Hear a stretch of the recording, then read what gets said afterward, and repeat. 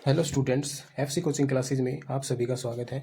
आज इस वीडियो में हम सीबीएसई का जो ऑफिशियल सैम्पल पेपर है उसका सेक्शन बी सोल्व करेंगे। सेक्शन ए हम कंप्लीट कर चुके हैं, आज सेक्शन बी को सोल्व करेंगे जिसमें हमारे पास 2 मार्क्स के क्वेश्चन है, 5 मार्क्स के 5 क्वेश्चन है, एक उसमें चॉइस में दे रखा है तो हम सभी को सोल्व करेंगे।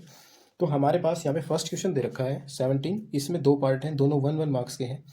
फर्स्ट में हमें कह रहा है कि nitrogen gas is soluble in water. Nitrogen gas जो है पानी के अंदर सोल्यूबल है at temperature 293 kelvin. The value of के एच, ये हमारे पास हेनरी कांस्टेंट होता है, ये दे रखी, इसकी value 76.48। The solubility of nitrogen gas very, increase होगी, डिक्रीज होगी या सेम रहेगी जब हम क्या करेंगे, टेम्परेचर को 293 से बढ़ाएंगे।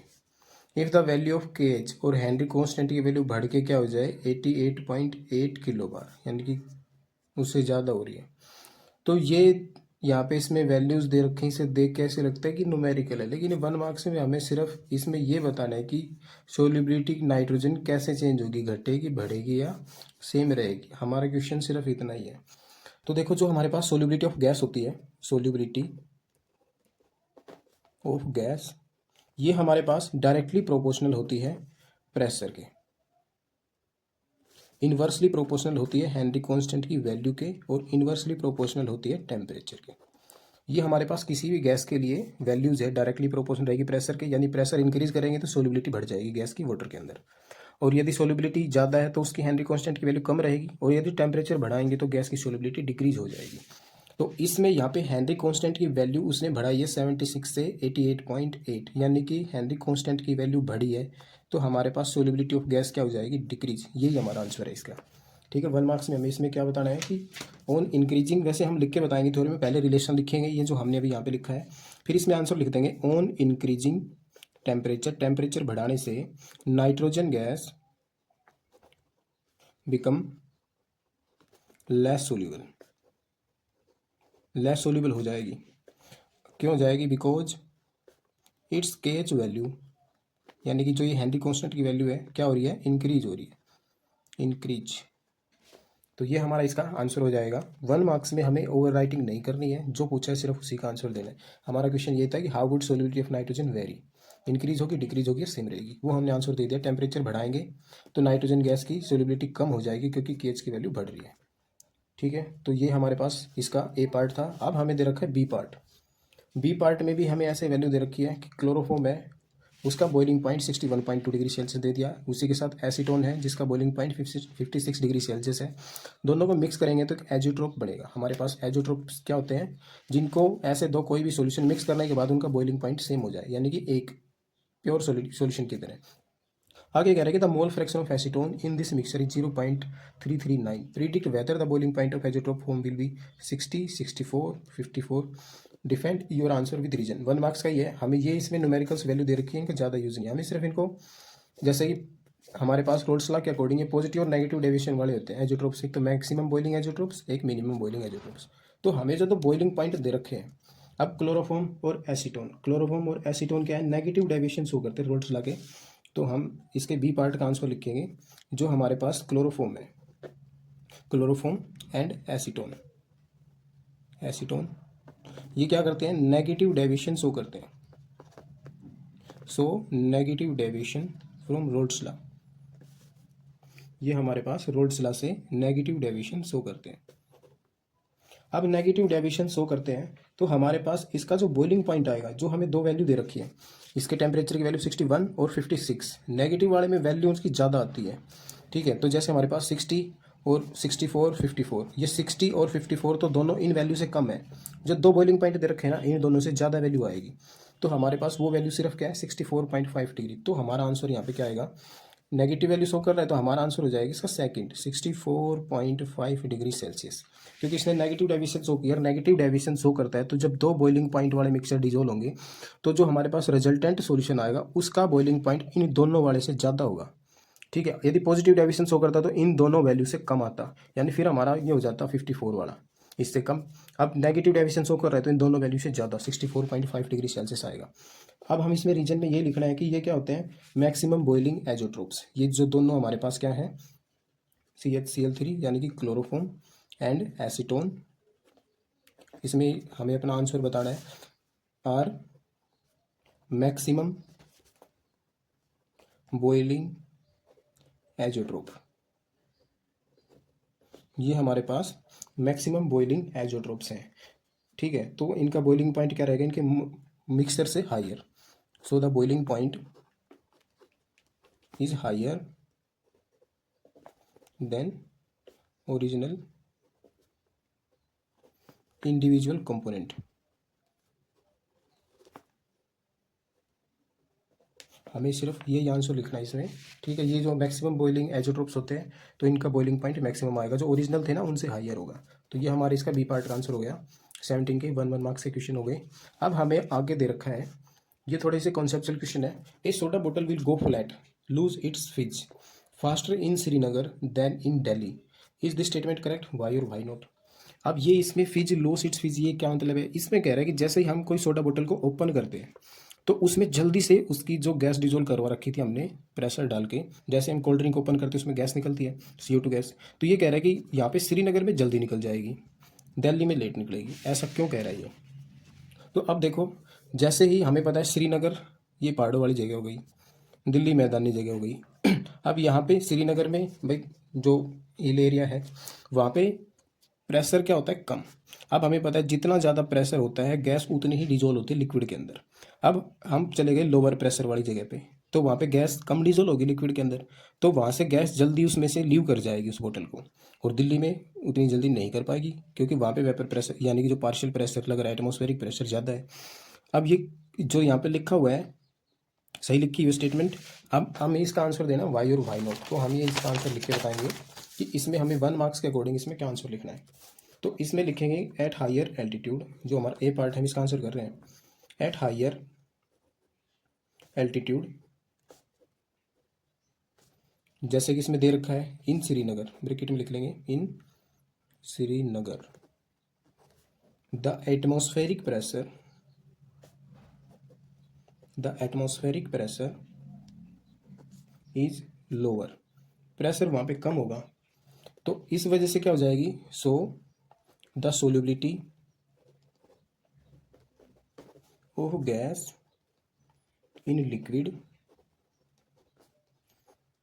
Is low. एटमॉस्फेरिक प्रेशर कम रहेगा तो सोल्युबिलिटी ऑफ गैस भी लिक्विड के अंदर क्या रहेगी, लोअर। ठीक है, तो ये क्या हो जाएगा इसमें, सो gas water will be lesser eight making the soda water flat faster, ये इसमें ये कह रखा था कि फ्लैट फास्टर कहाँ पे होगी, so the soda water soda बोतल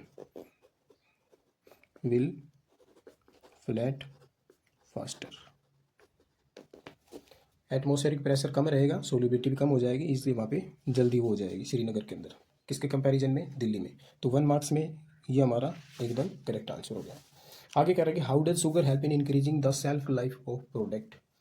ये जो शुगर का दे रखा है इसमें, शुगर को ये पूछ रहा है कि शुगर को यूज़ क्यों करते हैं सेल्फ लाइफ बढ़ाने के लिए किसी प्रोडक्ट की।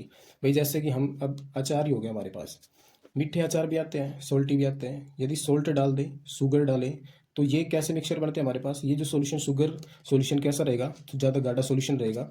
अब उसकी कंसनट्रेशन ज़्यादा रहेगी, जो हमारे पास जो भी हमने फ्रूट्स वगैरह ले रखे हैं जिनका हमने अचार बनाया, तो उनके अंदर से वाटर लॉस होकर कहाँ पे आ जाएगा, हमारे सॉल्यूशन में। जैसे यदि हम समझाएं, ये हमारे पास शुगर सॉल्यूशन है, इसमें यदि हमने कोई भी फ्रूट का पार्ट डाला तो सेल्फ लाइफ कैसे बढ़ाएगा, भाई जैसे हमें पता है इनके अंदर बैक्टीरिया वगैरह होते हैं, तो अब बाहर की कंसंट्रेशन ज़्यादा होने की वजह से ओस्मोसिस यहाँ पे हो जाएगा। ओस्मोसिस में क्या होता है, लोअर कंसंट्रेशन से हायर कंसंट्रेशन की तरफ सॉल्यूमेंट मूव करेगा।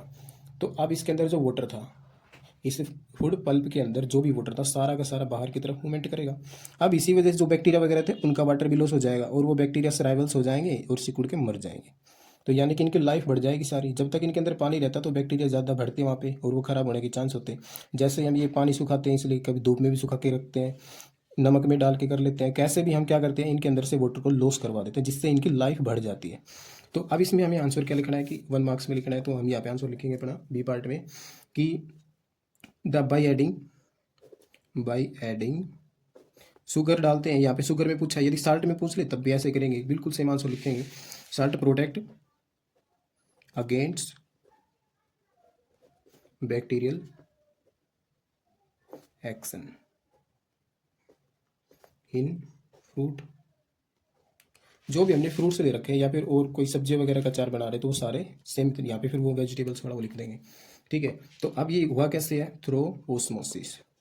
Throw osmosis, through osmosis a bacterium, जो भी बैक्टीरिया अपने bacteria loses water survival and die. Osmosis की प्रोसेस से बैक्टीरिया के अंदर का वाटर लॉस हो जाएगा, वो सिकुड़ जाएगा और मर जाएगा। तो ये क्या कर रहा है, एक प्रिजर्वेटिव की तरह यूज़ करते हैं हम शुगर को, साल्ट के सॉल्यूशन को, और अपने जो फूड्स होते हैं उनको प्रोटेक्ट करते हैं। तो ये हमारे पास इसके सेकंड का आंसर हो गया।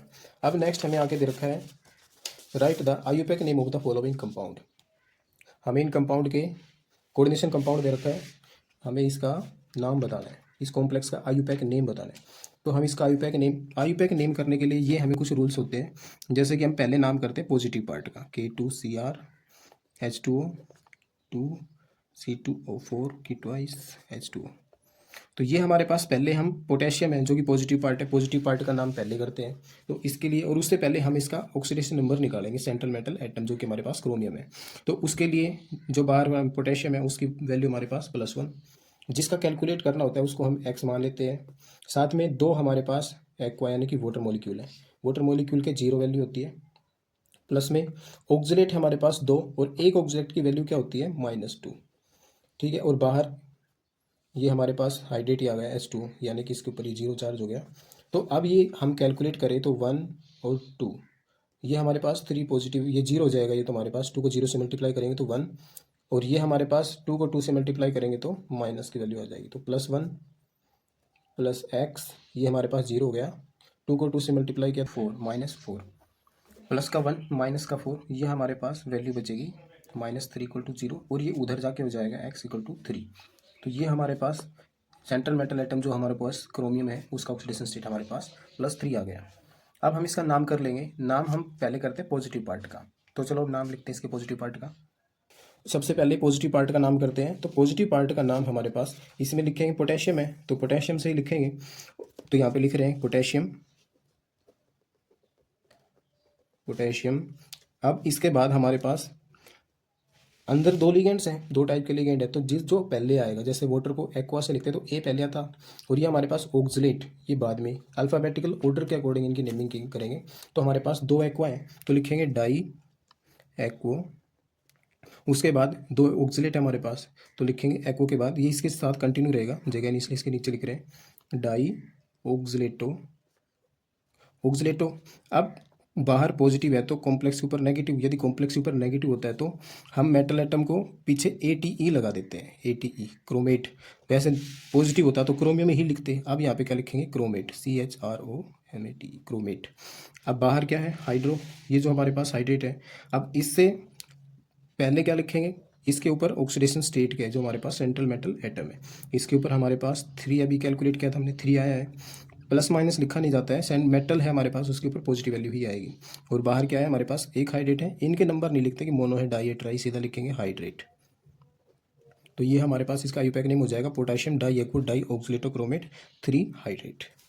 अब नेक्स्ट इसी में हमें पूछ रहा है कि name the metal present in complex compound of haemoglobin, कि अब जो ये हीमोग्लोबिन के अंदर कौन सा मेटल प्रेजेंट होता है। हीमोग्लोबिन क्या होता है, हमारे ब्लड के अंदर प्रेजेंट होता है। अब ब्लड का रेड कलर किस वजह से होता है, हीमोग्लोबिन, और हीमोग्लोबिन का रेड कलर उसके अंदर प्रेजेंट है जो सेंट्रल मेटल एटम हमारा आयरन। तो इसमें ये पूछ रहा है कि कौन सा मेटल, तो हीमोग्लोबिन के अंदर आयरन है। और अकेला विटामिन जिसके अंदर मेटल प्रेजेंट है वो हमारे पास विटामिन B12, इसका नाम होता है साइनोकोबालमिन। ठीक है, तो इसके अंदर कौन सा मेटल होता है हमारे पास, कोबाल्ट। तो ये हीमोग्लोबिन के अंदर आयरन, B12 के अंदर कोबाल्ट। तो ये हमारे क्वेश्चन कंप्लीट हो गए, 1 मार्क्स के थे। अब नेक्स्ट देखते हैं।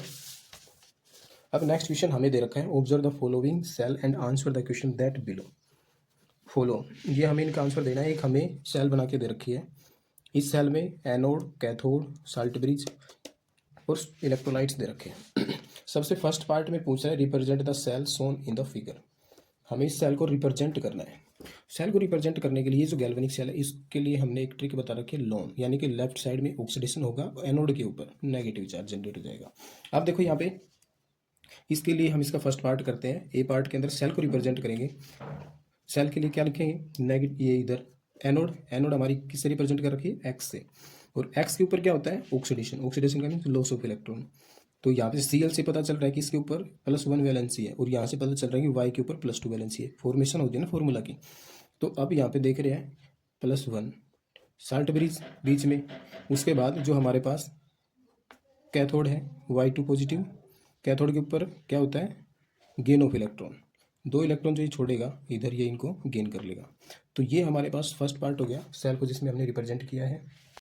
अब हमारे पास इसका फर्स्ट पार्ट हो चुका है, अब करेंगे इसका सेकंड पार्ट। इसमें कह रहा है name the carrier of the current in the salt bridge. तो हमें पता है करंट कैरी कौन करते हैं, आयंस करते हैं। तो हमारे इस पार्ट का आंसर सिर्फ इतना लिखना है, ions are carrier of current, ions are carrier of current. ये हमारा हाफ मार्क्स का आंसर हो गया। आगे कह रहे हैं right the reaction taking place at the anode. Anode के ऊपर क्या होता है, ऑक्सीडेशन, हमें उसकी रिएक्शन लिखनी है। तो एनोड पे हमारा एक्स हो गया, एक्स, एक एक्स उसकी रिएक्शन लिख देते, फिर बैलेंस कर लेंगे। एक्स था, उसने क्या कर दिए, इलेक्ट्रॉन्स लॉस कर दिए, इलेक्ट्रॉन वहाँ पे बन गए। लेकिन कैथोड के ऊपर क्या हो रहा है, 2 इलेक्ट्रॉन गेन हो रहे हैं। तो उसके लिए हम यहाँ पे इसकी वैल्यू 2 कर देंगे कि 2 कैथोड एनोड थे हमारे पास, एनोड के ऊपर यहाँ से 2 आयंस जनरेट होंगे, 2 इलेक्ट्रॉन। तो ये हमारे पास बैलेंस हो गई, 2 इलेक्ट्रॉन लॉस होंगे, 2 इलेक्ट्रॉन तभी गेन होंगे, ठीक है। तो रिडॉक्स रिएक्शन बैलेंस कर लेते हैं यहाँ से। तो ये हमारे पास इसका हो गया एनोड का रिएक्शन। हाफ मार्क्स में हमें सिर्फ इतना इसको रिएक्शन लिखना है। अभी विजुअली चैलेंज के लिए क्वेश्चन दे रखा है कि सेल रिप्रेजेंट कर रखी है, आइडेंटिफाई कैथोड एनोड। हमें सेल के रिप्रेजेंटेशन से ही पता चल जाना चाहिए कि एनोड कैथोड क्या है। उसके लिए अभी आपको बताया था कि लेफ्ट पे ऑक्सीडेशन होगा और वहाँ पे किसके ऊपर होगा, एनोड के ऊपर नेगेटिव चार्ज आएगा। तो लेफ्ट साइड में क्या लिखा हुआ है, मैग्नीशियम। तो मैग्नीशियम हमारा क्या हो गया, कैथोड तो हमारे पास सिल्वर हो गया, ठीक है। और हमारा एनोड जो लेफ्ट साइड में लिखा हुआ है, ठीक है, लेफ्ट में एनोड, वो हमारा क्या है, मैग्नीशियम, ठीक है। एनोड मैग्नीशियम, कैथोड सिल्वर, और इनकी ओवरऑल रिएक्शन लिखनी है। यानी कि मैग्नीशियम ने 2 इलेक्ट्रॉन लॉस किए और सिल्वर ने वो गेन कर लिए। अब सिल्वर की वैलेंसी 1 है, तो जैसे हम लिखे भाई मैग्नीशियम ने इलेक्ट्रॉन लॉस कर दिए, मैग्नीशियम ने क्या किया, 2 इलेक्ट्रॉन लॉस कर दिए। अब 2 इलेक्ट्रॉन को गेन करने के लिए हमारे पास 2 सिल्वर आने चाहिए, एक सिल्वर एक पॉजिटिव गेन करेगा, दूसरा सिल्वर 2 पॉजिटिव, ठीक है। उसने क्या कर लिया, 2 सिल्वर लिखेंगे यहाँ पे, 2 Ag। तो ये हमारे पास ओवरऑल रिएक्शन हो गया, एक मैग्नीशियम ने 2 इलेक्ट्रॉन लॉस किए और 2 मैग्नीशियम मिलकर एक इलेक्ट्रॉन गेन कर लिया। ये हमारे पास कंप्लीट हो गया है। नेक्स्ट हमें दे रखा है complete the following reaction by writing the major and minor product in each case. दोनों में हमें माइनर और मेजर लिखने हैं। ये हमारे पास 2 रिएक्शन दे रखी हैं। एक हमारे पास एल्काइल हैलाइड दे रखा है, उसकी केशियन के साथ रिएक्शन दे रखी है, और मेजर और माइनर बताने हैं। तो इसमें साइनाइड, ये जो एम्बीडेंटेड लिगेंड कोऑर्डिनेशन में पढ़ा था 2 तरीके से, एक बार तो कार्बन से एक बार नाइट्रोजन से, 2 प्रोडक्ट देगा। दोनों प्रोडक्ट लिख लेते हैं। ये जो एम्बीडेंटेड लिगेंड होते हैं, कार्बन के एक बार कार्बन से करेगा, एक बार नाइट्रोजन से। तो इसमें कर लेते हैं, पहला हमारा प्रोडक्ट बनेगा CH3CH2Cl, और दूसरा जो बनेगा इसके साथ एक बार नाइट्रोजन से लिखेंगे CH3CH2NC। ये हमारे पास 2 प्रोडक्ट बन गए। मेजर हमारे पास CN वाला रहेगा। ये हमारे पास हो गया मेजर, ये हो गया माइनर। 1 मार्क्स के हैं, 3 मार्क्स का हो जाएगा ये। तो अब देखते हैं इसकी सेकंड पार्ट में। सेकंड पार्ट में हमें एक एल्कीन दे रखी है, उसकी HBr से रिएक्शन करवानी है। एल्कीन की जब HBr से रिएक्शन करवानी होती है तो वहाँ पे मार्कोनी रिएक्शन यानी मार्कोनी एडिशन फॉलो होता है, मार्कोनी रूल लगता है। और मार्कोनी रूल के अकॉर्डिंग हम यहाँ पे 2 प्रोडक्ट बनाएंगे, CH3CH2CHBr, ठीक है, CH3। साथ में दूसरा प्रोडक्ट भी बनेगा CH3CH2CH3Br। ये हमारा लीनियर है, जगह नहीं, इसलिए इसको ऊपर की तरफ हमने रिप्रेजेंट कर दिया। तो ये जो हमारा मार्कोनी को रूल होता है, ये कहता है कि जो कार्बन की स्टेबिलिटी वाला, अब जैसे सेकेंडरी बनेगा यहाँ पे, जिस कार्बन से हैलोजन जुड़ा हुआ के 2 कार्बन से जुड़ा है, तो ये हमारे पास सेकेंडरी कार्बोकैटायन बना होगा। तो सेकेंडरी कार्बोकैटायन स्टेबल होता है कौन से कार्बोकैटायन से, प्राइमरी वाले। तो कार्बन की स्टेबिलिटी के ऊपर डिपेंड करता है मार्कोनी रूल। तो जो कार्बन स्टेबल था उसका जो प्रोडक्ट बनेगा वो हमारे पास मेजर रहेगा। तो ये हमारे पास मेजर प्रोडक्ट होगा, दूसरा हमारे पास माइनर प्रोडक्ट होगा। आगे ऐसे हमें अब हम ये इसका सी पार्ट देखते हैं। सी पार्ट में हमें अल्कोहलिक KOH के साथ रिएक्शन दे रखा है। इसमें मेजर और माइनर हमें प्रोडक्ट बताने हैं, तो सभी के अंदर ऐसे रिएक्शन होगी, 2 प्रोडक्ट बनेंगे। इसमें हमारे पास CH3CH2CH इसके साथ ClCH3, ये हमें दे रखा है। इसमें इसकी रिएक्शन करनी है अल्कोहलिक KOH के साथ। अब यहाँ पे प्रोडक्ट बनाएंगे हम। यहाँ पे हमारे पास 2 प्रोडक्ट बनेंगे। दो प्रोडक्ट में क्या क्या हमारे पास, एक तो पहला बनेगा CH3 होल टू वाइज, जिस कार्बन पे जुड़े हैं ना ये उसी कार्बन पे डबल बॉन्ड है, और हमारे पास हाइड्रोजन के साथ CH3। और दूसरा प्रोडक्ट हमारे पास बन गया CH3 twice CH double bond CH2। ये हमारे पास दो प्रोडक्ट बन गए। सॉरी, इसको हम इस तरीके से लिख सकते हैं, दो CH3 इस कार्बन पे जुड़े हुए हैं, दो CH3 इस कार्बन पे जुड़े हुए हैं। अब मेजर प्रोडक्ट यहाँ पे देखें हम, सिटीजेफ रूल के अकॉर्डिंग। सिटीजेफ रूल क्या कहता है, जो हमारे पास डबल बॉन्ड वाले कार्बन है जिसके दोनों साइड में ज़्यादा एल्काइल ग्रुप है वो हमारे पास ज़्यादा स्टेबल रहेगा। अब ये डबल बॉन्ड वाला है, इसमें तो एक साइड एल्काइल ग्रुप हुए, लेकिन इस डबल बॉन्ड में दोनों साइड एल्काइल ग्रुप है, तो ये हमारा हो जाएगा मेजर, ये हमारा हो जाएगा माइनर। हमें मेजर और माइनर प्रोडक्ट बताने थे, ये हमारा मेजर हो गया, ये माइनर। तो ये हमारा इसका सी पार्ट हो गया, 1 मार्क्स का जो था। आगे कह रहा है the presence of carbonyl group in glucose in confirm by the reaction with hydroxyl amine, कि हमारे पास जो ग्लूकोज है उसके अंदर कार्बोनिल ग्रुप होता है, इसकी कन्फर्म करने के लिए हम उसकी रिएक्शन करवाते हैं हाइड्रोक्सिल अमीन से। हाइड्रोक्सिल अमीन से तो कार्बोनिल ग्रुप को चेक कर लिया, अब कार्बोनिल ग्रुप में भी कौन से टाइप का है, कि वो एल्डिहाइड है, कीटोन है, कौन सा है, उसको चेक कैसे करेंगे, हमें केमिकल रिएक्शन से अपने आंसर को भी लिखना है। तो हम ये दोनों रिएक्शन यहाँ पे लिखेंगे, आपको सिर्फ एक लिखनी है, वैसे बताने के लिए मैं यहाँ पे दोनों लिख रहा हूँ। फर्स्ट रिएक्शन हमारी रहेगी ग्लूकोज के साथ, जैसे हमने यहाँ पे लिया ग्लूकोज, पहले ग्लूकोज बना लेते हैं, 6 कार्बन 3 4 5 6, इनके साथ hydroxyl group OH OH H OH, ये हमारे पास है ग्लूकोज। अब इसके अंदर कार्बोनिल ग्रुप को चेक करने के लिए हमने इसकी हाइड्रोक्सिल अमीन से रिएक्शन करवा दी, NH2OH, ये हाइड्रोक्सिल अमीन होता है। तो इससे हमें बनेगा ग्लूकोज ऑक्साइम, यानी कि मोनो एग्जाइम बनेगा ग्लूकोज का। जैसे सेम बाकी नीचे का ये पूरा सेम रहेगा, यहाँ पे क्या हो जाएगा NOH, ये ऐड हो जाएगा 2 3 4 5 6, बाकी का ग्लूकोज नीचे का एज इट इज़ रहेगा, वो बिल्कुल भी डिस्टर्ब नहीं होगा। हमारे पास जो सिर्फ कार्बोक्सिलिक ग्रुप होता है ये उसी के साथ जाकर रिएक्शन करेगा, हाइड्रोक्सिल अमीन वाला ग्रुप HOH HOH। तो ये जो हमारे पास बन गया, ये बन गया ग्लूकोज ऑक्साइम। तो ये हाइड्रोक्सिल अमीन से रिएक्शन करवाया, ये तो कंफर्म करता है कार्बोनिल ग्रुप को कि हमारे ग्लूकोज के अंदर कार्बोनिल ग्रुप है नहीं है, तो उसको तो हाइड्रोक्सिल अमीन से हमने कंफर्म कर लिया। अब इसके अंदर कौन सा कार्बोनिल ग्रुप है उसकी प्रेजेंस को चेक करने के लिए हम इसकी रिएक्शन करवाएंगे ब्रोमीन वाटर से, ब्रोमीन वाटर से रिएक्शन करवाएंगे तो ग्लूकोनिक एसिड बनेगा, यानी कि जहाँ पे इसमें एल्डिहाइड वाला ग्रुप होता है उसी के साथ जाके ये रिएक्शन करेगा 1 2 3 4 5 6। बाकी का नीचे ये पूरा का पूरा कंपाउंड एज इट इज़ रहेगा, सिर्फ जो हमारा ग्रुप था यहाँ पे एल्डिहाइड ग्रुप, उसके साथ ही कंपाउंडों की फॉर्मेशन करेगा HOH H। तो ये हमारे पास बन गया ग्लूकोनिक एसिड। हमें 1 मार्क्स में ये वाली रिएक्शन लिख के शो करना है कि ब्रोमीन वाटर से रिएक्शन करवाएंगे तो हम वहाँ पे कन्फर्म कर सकते हैं कि उसके अंदर एल्डिहाइड वाला ग्रुप होता है, ये हमारा आंसर हो जाएगा इसका। ठीक है, तो ये हमारे पास इसका बी सेक्शन था। बी सेक्शन में हमारे पास 2 मार्क्स के क्वेश्चन थे जो हमने सारे एक एक कर लिए। Thanks for watching.